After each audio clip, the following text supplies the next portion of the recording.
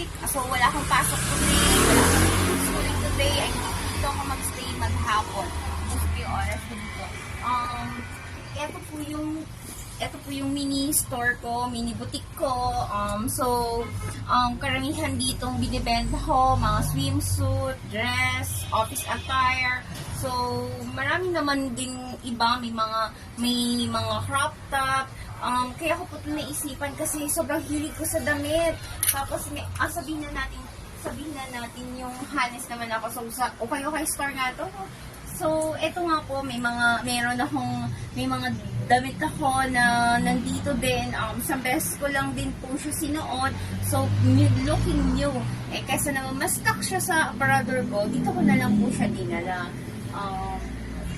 Yun lang naman. So, eto, tulad din nito na ano ko na dito ito, na nagamit ko na rin siya, pero isang beses lang, pero ang ganda pa niya, diba? My business. So, makikita nyo po ito sa One Ball, Main Road, Daniel Fajardo. So, halos tabi lang po siya ng Bamboo Organic Church. Thank you po sa panonood.